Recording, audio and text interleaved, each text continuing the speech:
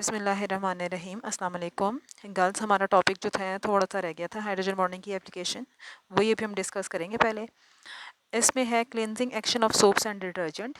जितने भी हमारे सोप्स और डिटर्जेंट्स हैं, उनमें आपने याद रखना है कि उनका स्ट्रक्चर इस तरह से होता है कि उसके अंदर दो तरह के जो है ना वो कंपोनेंट्स होते हैं, या हम कह लेते हैं कि ऐसे हमारे सोप और डिटर्जेंट्स के जो मॉलिक्यूल्स हैं उनके दो पार्ट्स होते हैं। एक पार्ट जो है होता है उनका पोलर होता है, और दूसरा पार्ट जो है वो उनका नॉन पोलर होता है। अब हमें ये पता होना चाहिए कि जो हमारे सोप्स और डिटर्जेंट्स होते हैं, इनके अंदर दोनों तरह की प्रॉपर्टीज़ होंगी, दोनों तरह के एंड्स होंगे, that is polar and non polar. और हम सोप और डिटर्जेंट कहाँ पे यूज़ करते हैं? जहाँ पे हमने कोई डस्ट, कोई स्टेन वाला जो है वो रिमूव करवाना हो। तो जो डस्ट और स्टेन होते हैं वो बाय नेचर क्या होते हैं? नॉन पोलर होते हैं। और हमें क्लिनजिंग एक्शन के लिए सोप और डिटर्जेंट के साथ किस चीज़ की ज़रूरत होती है? वाटर की ज़रूरत होती है। तो अब हमारे पास जो है दो तरह के कंपोनेंट्स हैं। एक हमारा मॉलिक्यूल जो है वाटर है, ठीक है, और दूसरा हमारा जो डस्ट और स्टेन है वो क्या है?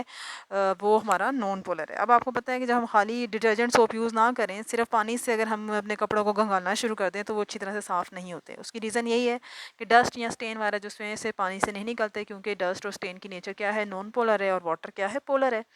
एब्जॉर्ब ज़रूर हो जाएगा, क्योंकि फैब्रिक के अंदर कंपोनेंट्स होते हैं पोलर, जिसकी वजह से वो डिज़ोल्व हो रहा होता है। तो अब हमारे पास जो सोप और डिटर्जेंट्स होते हैं, हम क्लिनजिंग एक्शन के लिए क्या करते हैं? सबसे पहले हम पानी लेते हैं और हम उस पानी के अंदर अपना सोप या डिटर्जेंट जो है वो डाल देते हैं। उसको फिर अच्छी तरह से उसकी झाग बनाते हैं, उसको शेक करते हैं, अच्छी तरह से फोम या झाग बन जाती है, ठीक है। अब जो ऊपर से झाग बन रही होती है ना गर्ल्स, वो पानी के ऊपर आ जाती है। इसका मतलब ये है कि वो हमारे पास नॉन पोलर कंपोनेंट है हमारे उस सोप का, डिटर्जेंट का, जो पानी से ऊपर आ गया है, ठीक है। और जो पानी के अंदर है सोप का जो पार्ट, वो वाला पोर्शन होगा जो क्या है? पोलर, क्योंकि यहाँ पे सॉलिबिलिटी का रूल अप्लाई हो रहा है, लाइक डिजॉल्व लाइक। तो अब क्या होगा कि हमने जैसे ही अपना कपड़ा जो है जिसमें से हमने स्टेन या डस्ट रिमूव करनी है, जैसे ही हम वो डालेंगे, हम क्या करते हैं? इसको थोड़ा बहुत रगड़ते हैं, ताकि हमारे जो है ना, रगड़ने का मकसद ये होता है कि मैक्सिमम इंटरेक्शन हो जाए डस्ट का या स्टेन का, किसके साथ? हमारे डिटर्जेंट के साथ। तो इसलिए जो है वो हम फिर उसको मैक्सिमम इंटरेक्शन के लिए उसको रगड़ते हैं, ठीक है। कुछ देखा होगा कभी कभी हम जो है वो कपड़े धोते वक्त उसको जो है थोड़ी देर के लिए डिप करके रखते हैं पानी के अंदर, ये सोप या डिटर्जेंट वाले पानी के अंदर। उसका रीज़न भी ये होता है कि मैक्सिमम टाइम मिल जाए और हमारी मेहनत हमें रगड़ने की ज़रूरत ना पड़े, और मैक्सिमम टाइम मिले और इंटरेक्शन इतना अच्छा हो जाए कि वो जो है वो उसके अंदर डिज़ोल्व हो जाए, स्टेन वाला। अच्छा, फिर हम नॉर्मली जो भी आपका मेथड है, आपने इसको डिप किया या आपने उसे रगड़ा, उसके बाद हम क्या करते हैं? अपने कपड़े को पहले निचोड़ते हैं, ठीक है। निचोड़ने का ये मतलब मकसद ये होता है कि मैक्सिमम जो एक्स्ट्रा डिटर्जेंट और जो हमारा लिक्विड है या वाटर है वो उसमें से निकल जाए। और उसके बाद हम कहते हैं हम इसको पानी से अच्छी तरह रिंस आउट करते हैं। रिंस आउट करने का मकसद ये होता है कि अच्छी तरह से सोप या डिटर्जेंट निकल जाए, क्योंकि जैसे ही सोप या डिटर्जेंट पानी के साथ बहेगा, वो अपने साथ साथ किसको अपने साथ ले जाएगा? वो डिटर्जेंट अपने साथ डस्ट या सोप को ले जाएगा, ठीक है। इस तरह पानी के साथ साथ हमारा डिटर्जेंट भी निकल गया, और रिंस करने पर और साथ ही स्टेन और डर्ट भी निकल गया। तो इस तरह से हमारा क्लेंजिंग एक्शन जो है वो हो जाता है, ठीक है। अब यहाँ पे मैं अगर आप देखो तो सोप एंड डिटर्जेंट्स जो हैं वो क्लेंजिंग एक्शन करते हैं, because polar end of their molecules they are soluble in water. And ये इसमें रीज़न क्या आ जाती है? Again, it is soluble in water due to hydrogen bonding. और जो नॉन पोलर पार्ट होता है, ये आउटसाइड द वाटर रहता है। उसकी वजह क्या है? कि वो इनसॉल्युबल, वो नॉन पोलर पार्ट होते हैं। नॉन पोलर पार्ट क्या है? अल्काइल और बेंजाइल पोर्शंस, और इनकी नेचर क्या है? They are non polar. और नॉन पोलर होने की वजह से वाटर के अंदर क्या होते हैं? इनसॉल्युबल होते हैं। नेक्स्ट हमारा आ रहा है hydrogen bonding in biological compounds and food materials. Hydrogen bonding जो है हम देखते हैं बायोलॉजिकल कंपाउंड्स जो हैं उनके अंदर, और साथ साथ हम फूड मटेरियल के अंदर देख लेते हैं। हाइड्रोजन बॉन्डिंग जो है वो हमारे लिविंग ऑर्गेनिजम्स में भी है, लाइक हमारे जो है लिविंग ऑर्गेनिज्म है, प्रोटीन्स का नाम आपने सुना होगा, इसके अंदर भी हाइड्रोजन बॉन्डिंग है। और प्रोटीन जो है, फाइबर्स जो हमारे हेयर के अंदर मौजूद है, सिल्क के अंदर हैं, मसल्स के अंदर हैं, और आपको पता है ये सब जो है प्रोटीनियस इन नेचर हैं। और प्रोटीन जो होते हैं उनका जो बिल्डिंग ब्लॉक होता है वो है अमाइनो एसिड, ठीक है। अब अमाइनो एसिड जो है ये चेन्स की फॉर्म में होते हैं। ये मैं आपको स्ट्रक्चर दिखाऊं तो ये आपके पास एक स्ट्रक्चर है हाइड्रोजन बॉन्डिंग का, और इसमें देखें आपके पास इस तरह से हाइड्रोजन बॉन्डिंग जो है वो हमें नज़र आती है। ये अमाइनो एसिड के मॉलिक्यूल वो है स्ट्रक्चर्स, और ये कॉइल की फॉर्म में, ये कॉइल बनी हुई है। ये जो शेप होती है इस तरह से, जैसे आप, जैसे मैं हाईलाइट कर रही हूँ, ये आपके पास जो शेप होती है इसको हम बोलते हैं स्पाइरल शेप। जब स्पाइरल जो है उसको आपस में लिंक किया हुआ है, कैसे, यहाँ से देखें, ये एच है और ये ओ है, और ये दूसरे उसका एच है, यानी कि ये ओ एच आ गया और ये एच इस नाइट्रोजन का आ गया। तो ये दोनों ने मिलकर बीच में जो आपको डॉटेड लाइन सी नज़र आ रही है, डॉट्स किस चीज़ के हैं, ये डॉट है हाइड्रोजन बॉन्डिंग को शो कर रहे हैं। इस तरह ये डॉट्स किसको शो करें, हाइड्रोजन बॉन्डिंग। यहाँ पे इन्होंने हाईलाइट भी कर दिया कि ये देखें कार्बन और इसके साथ डबल बॉन्ड है ऑक्सीजन का, और यहाँ पे नाइट्रोजन के साथ हाइड्रोजन का बॉन्ड है। तो इस hydrogen partial positive charge, oxygen partial negative charge, इन दोनों के दरमियान में जो फोर्स ऑफ अट्रैक्शन डेवलप हो रही है, that is known as hydrogen bonding. तो प्रोटीन का जो स्टेबल स्ट्रक्चर होता है उसको स्टेबल कौन बना रहा है, यानी कि ये हेलिक्स जो है ये खुलता नहीं है, स्प्रिंग जो बना हुआ है या स्पाइरल जो बना हुआ है, ये स्पाइरल खुलता नहीं है, और ना खुलने की रीज़न क्या है, हाइड्रोजन बॉन्डिंग है। ठीक है, तो इस स्पाइरल को हम क्या नाम देते हैं, this spiral is called a helix. इसको हम हेलिक्स का नाम देते हैं। हेलिक्स में भी राइट हैंडेड और लेफ्ट हैंडेड, यानी कि इसकी कॉइलिंग इस तरह से भी हो सकती है, राइट हैंडेड भी हो सकती है। जैसे ये हमारे राइट, इस वक्त ये राइट हैंडेड है क्योंकि ये राइट की तरफ आके फिर टर्न कर रहा है। ये रिवर्स डायरेक्शन में भी जा सकते हैं। जैसे अगर मैं यहाँ पे शो करूँ तो आपके पास जो है ये इस तरह से, ये देखें यहाँ से ये गया और ये लेफ्ट हैंड की तरफ जाके फिर टर्न करे, ये लेफ्ट हैंड की तरफ जाके टर्न करे, इस से जो स्पाइरल बन रहा है दैट इज, ये हेलिक्स जो है ये राइट हैंडेड भी हो सकता है और लेफ्ट हैंडेड भी हो सकता है, दोनों तरह से पॉसिबल है। अच्छा, अब यहाँ पे अगर हम देखें तो ऑन एवरेज हमारे जो एक हेलिक्स के अंदर, यानी टर्न होने से पहले उसके अंदर कितने अमाइनो एसिड्स होंगे, 27। यानी कि ये जो पूरा एक बन रहा है हेलिक्स का पोर्शन, ये टर्न होने से पहले इस पूरे पोर्शन के अंदर कितने अमाइनो एसिड्स के यूनिट्स आ जाएंगे, 27। एवरेज निकाली हुई है, किसी में 27 से एक आध कम हो सकता है, 27 से एक आध ज़्यादा हो सकता है, लेकिन जो एवरेज निकली है वो इस पूरे इस पोर्शन की कितनी है, 27 आ जाती है। अच्छा, डीएनए जो है उसके अंदर 2 स्पाइरल चेन्स होती हैं। डीएनए का नाम भी सुना होगा आपने, हेरिडिटरी मटेरियल है, और इसके अंदर स्पाइरल चेन्स कितनी होंगी, 2, और ये एक दूसरे के ऊपर क्वाइल्ड हुई होती हैं। और इस तरह से जो 2 स्पाइरल चेन्स होंगी तो जो हेलिक्स बनेगा वो भी क्या कहलाएगा, डबल हेलिक्स। इसका डायमीटर कितना होता है, 80 × 20, और ये आपका यहाँ से एमसीक्यू भी बन जाता है। ठीक है, और इनके दरमियान में आपस में कौन सा लिंक होगा, हाइड्रोजन बॉन्डिंग। ये अब डीएनए का स्ट्रक्चर है, ये इसका एक हेलिक्स आ गया, ठीक है, ये इसका दूसरा हेलिक्स आ गया, और इसके बीच में देखें ये जो इसकी नाइट्रोजनियस बेसिस होती हैं, यहाँ पे नहीं डिस्कस किया, वो तो हम भी डिस्कस नहीं करेंगे, अदरवाइज बायोलॉजी में माइट भी आप, और सेकंड ईयर के जो है ना उसमें हम इसको थोड़ा डिटेल में जाके देख लेते हैं, लेकिन फ़िलहाल आप इसको इतना ही रखें कि जो ये डबल स्ट्रैंड है, एक ये स्ट्रैंड आ गया और दूसरा ये वाला स्ट्रैंड आ गया, और ये दोनों आपस में एक दूसरे के ऊपर कॉइल हुए में। तो अगर आप इसको ड्रॉ करें तो किस तरह से ड्रॉ करेंगे, एक आपके पास हेलिक्स आ गया यूँ, दूसरा हेलिक्स जब आएगा तो वो यूँ आएगा, यूँ यूँ। ठीक है, अब अगर आप इसको ध्यान से देखें तो हमारा जो हेलिक्स है वो हमारा, इसको दोबारा क्लियर करके ज़रा इसकी एक दफ़ा पिक्चर देख लेते हैं कि इसमें हमारे पास एक हमारा हेलिक्स अगर यूँ आ गया है, ठीक है, तो दूसरा जो हेलिक्स बनेगा वो इसके साथ बन गया, ठीक है, और इसके साथ यूँ आ गया, यूँ। तो हमारा देखिए, अगर आप इसमें एक जो हेलिक्स है, ये एक हेलिक्स था, इसके साथ ये दूसरा हेलिक्स चल रहा है और दोनों एक दूसरे के साथ लिपटे में हैं, ठीक है, और इनके लिपटने में कौन अपना रोल प्ले कर रहा है, वो हाइड्रोजन बॉन्डिंग अपना रोल प्ले कर रही है। ठीक हो गया। फूड मटेरियल्स जिसमें हमारे पास कार्बोहाइड्रेट्स आ जाते हैं, कार्बोहाइड्रेट्स एग्जांपल देखें तो उसमें ग्लूकोज आता है, फ्रुक्टोज आता है और सुक्रोज पर आता है। इन सब में भी क्या चीज़ मौजूद होती है, हाइड्रोजन बॉन्डिंग, और इस हाइड्रोजन बॉन्डिंग की वजह से ही हमारे ग्लूकोज फ्रुक्टोज आसानी से वाटर के अंदर डिजोल्व हो जाते हैं, क्योंकि उनके अंदर हाइड्रोजन बॉन्डिंग होती है। तो वाटर पोलर है, उसमें भी हाइड्रोजन बॉन्डिंग है, तो हमारे ग्लूकोज आसानी से हाइड्रोजन बॉन्डिंग बना लेते हैं वाटर के साथ, फ्रुक्टोज या सुक्रोज के मॉलिक्यूल्स, तो वो वाटर में डिजोल्व होना शुरू हो जाते हैं। फिर आता है hydrogen bonding in paints, dyes and textile materials. जो हमारे पेंट्स और डाइस हैं उनमें एक प्रॉपर्टी होती है एडहेसिव एक्शन की, या एडहेसिव प्रॉपर्टी होती है। मतलब ये होता है कि चिपक जाने वाली जो प्रॉपर्टी होती है, पेंट जिस भी सरफेस पे लगाते हैं उसके ऊपर अप्लाई करते हैं तो वो उसके साथ अटैच हो जाता है और ड्राई हो जाता है। डाइस वगैरह लगाते हैं, यानी कलर जो लगाते हैं वो भी इस तरह से एडहेसिव एक्शन की वजह से वो स्टेन वो जो है ना डाई, वो उसके ऊपर अपना कलर जो है वो रिटेन रखता है। इसमें भी हाइड्रोजन बॉन्डिंग अपना रोल प्ले कर रही है। इसी तरह से हाइड्रोजन बॉन्डिंग जो है वो ग्लू और हनी के अंदर भी मौजूद है। है, इसीलिए वो स्टिकी सब्सटेंसेस हैं।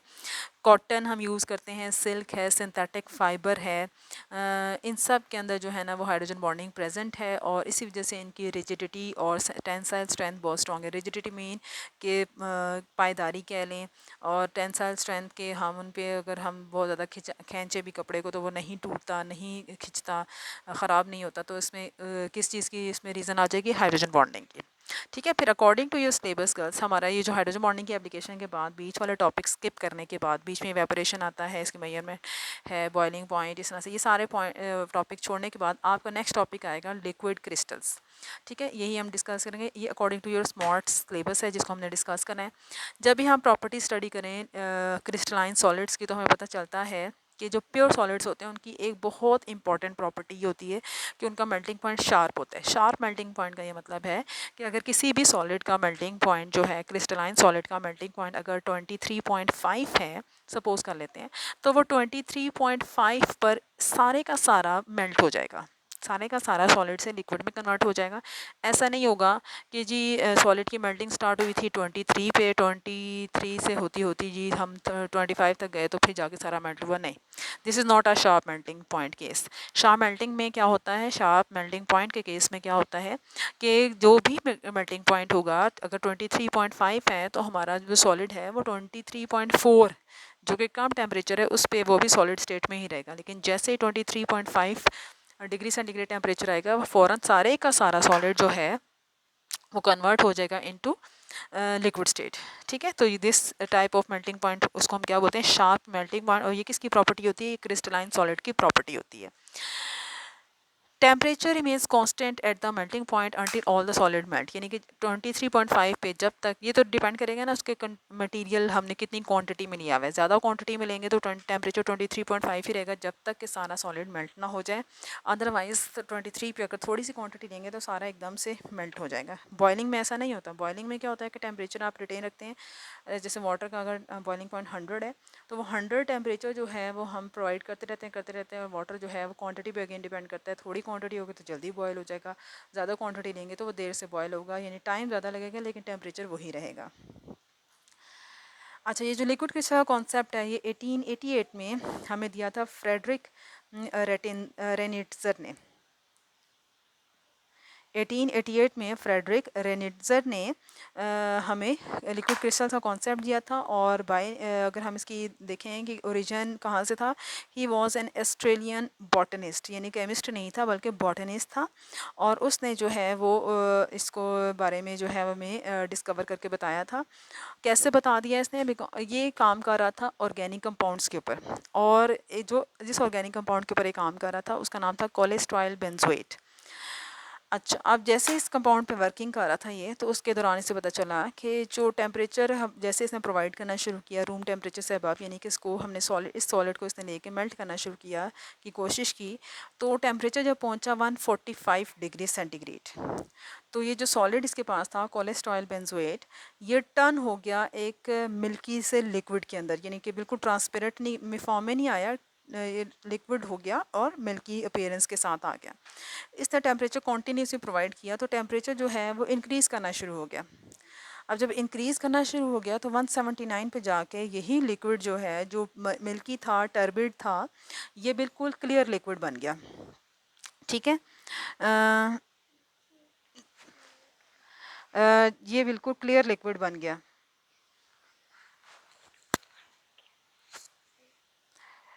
अच्छा, जब ये क्लियर लिक्विड बन गया तो इसने क्या किया, इस प्रोसेस को रिवर्स किया, इस सब्सटेंस को अब इसने कूल डाउन करना शुरू किया जो लिक्विड क्लियर बना था।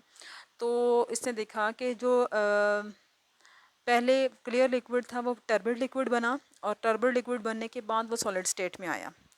फिर इसने इस टर्बिड लिक्विड जो फेज़ आई इसको नाम दिया लिक्विड क्रिस्टल का। लिक्विड मीन लिक्विड और क्रिस्टल फ्रॉम सॉलिड आ रहा है, तो यहाँ से यानी कि इस फेज़ के अंदर हमारे सब्सटेंस के अंदर दोनों तरह की प्रॉपर्टीज़ होंगी। कौन कौन से वाली, लिक्विड प्रॉपर्टीज़ भी होंगी और सॉलिड लाइक प्रॉपर्टीज़ भी होंगी। अभी तक बहुत सारे क्रिस्टलाइन सॉलिड्स जो हैं वो डिस्कवर हो चुके हुए हैं, और जब उनको मेल्ट किया जाता है तो वो पहले एक टर्बिड लिक्विड फेज़ में आते हैं और बाद में वो क्लियर लिक्विड के अंदर कन्वर्ट होते हैं। तो हम कहते हैं कि जो टर्बिड लिक्विड्स होते हैं ये लिक्विड्स की तरह फ़्लो कर सकते हैं, ठीक है, और लिक्विड्स की तरह इनकी सरफेस टेंशन की प्रॉपर्टी होती है, विस्कोसिटी होती है, फ़्लो करने की टेंडेंसी होती है। लेकिन इनके पास जो है ना कुछ अरेंजमेंट वाइज अगर हम देखें तो एक प्रॉपर अरेंजमेंट हमें कहीं ना कहीं नज़र आती है। अब जब प्रॉपर अरेंजमेंट हमें नज़र आ रही है, उससे हमें पता चलेगा कि ये जो प्रॉपर अरेंजमेंट वाली प्रॉपर्टी है ये किसकी प्रॉपर्टी है? लिक्विड्स की तो प्रॉपर्टी ही नहीं है, ये तो प्रॉपर्टी है सॉलिड्स की। तो इसका मतलब ये है कि जो टर्बिड लिक्विड्स होते हैं उनके अंदर कुछ प्रॉपर्टीज़ होंगी लिक्विड्स वाली और कुछ प्रॉपर्टीज़ होंगी सॉलिड्स वाली। तो यहाँ से ये शॉर्ट क्वेश्चन भी आता है कि हाउ दी या why the liquid crystals have solid like और लिक्विड लाइक प्रॉपर्टीज़। तो ये आपका यहाँ से बन जाता है शॉर्ट क्वेश्चन। तो आपने हेडिंग्स दे के लिखना है। लिक्विड लाइक प्रॉपर्टीज़ कौन सी हैं? Number 1 surface tension, number 2 viscosity, number 3 fluidity, flow करने की टेंडेंसी। सॉलिड लाइक प्रॉपर्टीज़ में आप लिखेंगे इस तरह नंबरिंग करके ऑप्टिकल प्रॉपर्टीज़, और सेकंड में आप लिख सकेंगे सम डिग्री ऑफ अरेंजमेंट और ऑर्डर। ठीक है, तो इस तरह से आपने ये 3 प्रॉपर्टीज़ लिक्विड की तरह की लिख दें और 2 प्रॉपर्टीज़ जो हैं वो सॉलिड वाली लिख दें। अब ये जो टर्बिड लिक्विड्स हैं इनको हमने क्या नाम दिया था? हमने इनको नाम दिया था लिक्विड क्रिस्टल्स को। तो ये जो लिक्विड क्रिस्टल होती है ये हमारे पास कब एग्जिस्ट करेगी? हर टेम्परेचर पे एग्जिस्ट नहीं करेगी। ये उस वक्त एग्जिस्ट करती है जब हम एक सॉलिड सब्सटेंस को लेके मेल्ट करना शुरू करें, तो ड्यूरिंग मेल्टिंग ये हमारे पास स्टेज आती है। अब हमारे पास ये जो है लिक्विड क्रिस्टलाइन स्टेट जो है इट एग्जिस्ट बिटवीन 2 टेम्परेचर्स। कौन कौन से 2 टेम्परेचर्स हैं? इसमें हमारे पास आ जाते हैं, एक है मेल्टिंग टेम्परेचर और दूसरा आ जाता है क्लियरिंग टेम्परेचर। मेल्टिंग टेम्परेचर उसको बोलेंगे कि हमने सॉलिड को जब मेल्ट करना शुरू किया तो जिसमें वो टर्बिड लिक्विड फेज़ में आ रहा है उसको हम बोल रहे हैं मेल्टिंग टेम्परेचर, और जिस टेम्परेचर पे वो बिल्कुल क्लियर हो गया है दैट इज़ क्लियरिंग टेम्परेचर। ठीक हो गया। क्रिस्टलाइन जो प्रॉपर्टीज़ सब्सटेंस होगी ना वो फिर इस तरह से आपने शो कर दिया। नीचे आपको एक इक्वेशन सी बनी नज़र आ रही है कि क्रिस्टल और डबल हेडेड एरो लगा के, डबल एरो लगा के फिर लिक्विड क्रिस्टल्स और फिर लिक्विड लिखना है। ठीक है, यानी कि इसको अगर हम ये जो सबसे लास्ट में लिखा हुआ है इसको अगर इक्वेशन को अगर आपने लिखना हो और मैं यहाँ पे अगर आपको लिख के दिखाऊँ, यहाँ पे बिल्कुल टॉप पे, तो कैसे लिखेंगे आप लोग इसको? क्रिस्टल लिख के आपने क्रिस्टल और उसके बाद आपने इस तरह वाला एरो लगाना है और उससे आगे आपने क्या लिखना है? Liquid crystal. ठीक है, फिर इससे आगे इसी तरह का एरो लगा के और आगे आपने क्लियर ये लिक्विड जो है वो लिख देना है।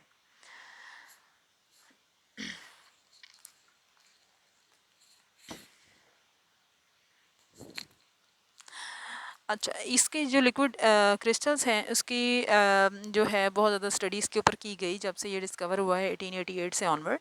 और जो है इसमें हमें पता चलता है कि जो पार्टिकल्स हैं उनके अरेंजमेंट जो है वो डिफरेंट डायरेक्शन में है। Like those substances which make the liquid crystals are often composed of long rod like molecules, के वो वाली सब्सटेंसेस जिनमें लिक्विड क्रिस्टल्स होते हैं या जो लिक्विड क्रिस्टल्स की फॉर्म में एग्जिस्ट करती हैं उनमें मॉलिक्यूल्स जो हैं उनकी शेप किस तरह से होगी? लॉन्ग रॉड की तरह की होती है। नॉर्मल जो लिक्विड फेज होती है उसमें तो मॉलिक्यूल्स हमारे डिफरेंट रैंडम डायरेक्शन में होते हैं, कोई पर्टिकुलर फिक्स पोजीशन नहीं होती। लेकिन जो लिक्विड क्रिस्टल होते हैं उसमें कुछ ऑर्डर जो है ऑफ अरेंजमेंट हमें नज़र आ रहा होता है। डिपेंडिंग अपॉन द ऑर्डरिंग हम लिक्विड क्रिस्टल्स को 3 क्लासेस में डिवाइड करें, नेमेटिक, सिमेटिक एंड कोलेस्ट्रिक। ठीक है, ये अरेंजमेंट आपके नाम बाय नेम नाम किया तक आपने इसको याद रखना है। जो प्रॉपर्टीज़ होंगी लिक्विड क्रिस्टल्स की वो डेफिनेटली इंटरमीडिएट होंगी बिटवीन सॉलिड क्रिस्टल सब्सटेंस और आइसोट्रॉपिक जो लिक्विड्स होंगे उनके दरमियान में। They have the fluidity of liquids and the optical properties of crystals, ये शॉर्ट करके आपको बता दिए। फिर गाइस इसके आ जाते हैं एप्लीकेशंस और यूजेस ऑफ लिक्विड क्रिस्टल्स। जो लिक्विड क्रिस्टल्स हैं उनके अंदर ऑप्टिकल प्रॉपर्टीज़ हैं, उनके अंदर इलेक्ट्रिकल प्रॉपर्टीज़ होती हैं, तो इनकी प्रैक्टिकल एप्लीकेशन बहुत ज़्यादा हैं। बहुत सारे ऑर्गेनिक कंपाउंड्स हैं, बायोलॉजिकल टिश्यूज़ हैं जो एग्जिस्ट करते हैं एज लिक्विड क्रिस्टल्स। इसकी वजह से इसकी जो है ना वो बहुत इंपॉर्टेंट एप्लीकेशंस हम देखने जा रहे हैं। कौन कौन सी वाली हैं?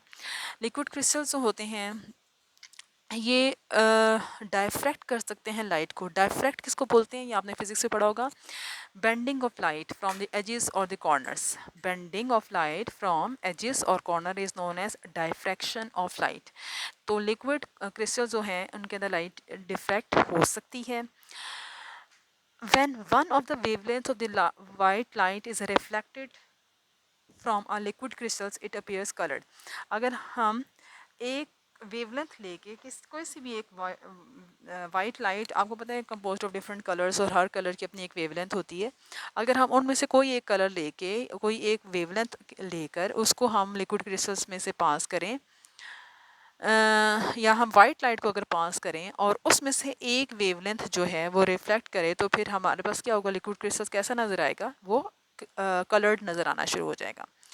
जैसे ही आप टेम्परेचर चेंज करें तो जो इनके मॉलिक्यूल्स थे, जो रॉड लाइक मॉलिक्यूल्स हमने बोला था लिक्विड क्रिस्टल्स के होते हैं, उनकी अरेंजमेंट चेंज हो जाती है। कब चेंज होगी? जब हम टेम्परेचर चेंज करेंगे। तो जब उनकी अरेंजमेंट चेंज होगी तो रिफ्लेक्शन भी चेंज हो जाएगी लाइट की, और जब लाइट की रिफ्लेक्शन चेंज हुई तो डेफिनेटली इसका जो कलर है वो भी क्या हो जाएगा? चेंज हो जाएगा। इस वजह से फिर हम इन लिक्विड क्रिस्टल्स को यूज़ करते हैं एज टेम्परेचर सेंसर्स। तो ये पहली एप्लीकेशन आ जाती है कि liquid crystals are used as temperature sensors. दूसरा आता है liquid crystals are use to point out the potential failure in electrical circuit, कि जहाँ पे इलेक्ट्रिकल सर्किट्स लगे हुए हैं कॉम्प्लिकेटेड से, और वहाँ पे अगर कहीं पे जो है वो करंट पास नहीं हो रहा आगे से, तो वहाँ पे उसको लोकेट करना हो तो उसको लोकेट करने के लिए हम क्या चीज़ यूज़ करेंगे? लिक्विड क्रिस्टल्स यूज़ करेंगे। इसके अलावा हम करते क्या है कि हम जो है ना वायर के ऊपर ये लगा देते हैं लिक्विड क्रिस्टल्स, जहाँ पे हमें करंट पास करेंगे। करंट पास करने से आपको पता है कि रेजिस्टेंस होती है, तो थोड़ी सी वायर हीट अप हो जाती है, तो थोड़ी सी वो क्या होती है? हमें गर्म फील होती है।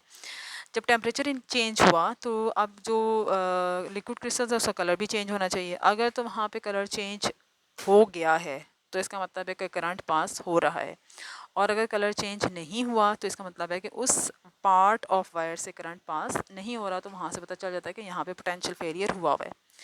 रूम थर्मामीटर्स जो हैं उनके अंदर भी हम क्या यूज़ करते हैं? लिक्विड क्रिस्टल्स यूज़ करते हैं। तो हमें जो है ना जैसे जैसे रूम का टेम्परेचर चेंज होगा तो हमें डिफरेंट कलर से पता चल जाएगा कि इस वक्त रूम का टेम्परेचर जो है वो क्या है, वो हमें उसके पे फिगर लिखा हुआ नज़र आना शुरू हो जाता है। लिक्विड क्रिस्टल सब्सटेंसेस इसके अलावा यूज़ करती हैं to locate the veins, arteries, infections and tumours. अगर हमने देखना हो कि बॉडी में अगर कोई वेन लोकेट करनी है, कहीं पे कोई आर्टरी लोकेट करनी है, या हमने देखना है कि बॉडी का कोई जो पार्ट है वो इन्फेक्शन उसमें है या नहीं है, या ट्यूमर के सेल्स हैं या नहीं है, तो उसको हम लोकेट करने के लिए लिक्विड क्रिस्टल्स यूज़ करते हैं। रीज़न क्या है? वेरी इंपॉर्टेंट, ये आपके एप्लीकेशन में भी आता है कि कैसे हम इसको यूज़ करते हैं। शॉर्ट क्वेश्चन है ये भी इंपॉर्टेंट। आपने बताना है कि जहाँ पे यहाँ ये जो होंगे ना इन्फेक्शन है, ट्यूमर्स वगैरह कहीं पे होते हैं, अगर बॉडी के अंदर ट्यूमर सेल्स होंगे तो वो बॉडी का जो पार्ट होता है वो वार्मर होता है as compare to the rest of the body. तो साइंटिस्ट या स्पेशलिस्ट क्या करते हैं? स्किन थर्मोग्राफी टेक्निक यूज़ करेंगे, और इसमें हम क्या करते हैं, अगर वेन या आर्टरीज़ में कोई ब्लॉकेज आ रही है तो वो भी डिटेक्ट हो सकती है, क्योंकि जहाँ से ब्लड पास हो रहा होता है वो पार्ट ऑफ बॉडी थोड़ा सा वार्म अप होता है, जहाँ पे ब्लॉकेज होती है उसका टेम्परेचर बाकी बॉडी से थोड़ा सा कम होगा। ठीक है, तो अब क्या करेंगे? हमने लेयर ऑफ लिक्विड क्रिस्टल जो है वो पेंट कर देते हैं उस सरफेस के ऊपर जिसके ऊपर हमने ट्यूमर सेल्स लोकेट करने, लाइक अगर आपने like on the surface of breast, अगर ब्रेस्ट कैंसर के जो सेल्स हैं या ट्यूमर सेल्स हैं उनको अगर आपने देखना है तो आप पूरे उस पे सरफेस के ऊपर क्या लगा देते हैं? लिक्विड क्रिस्टल लगा देते हैं।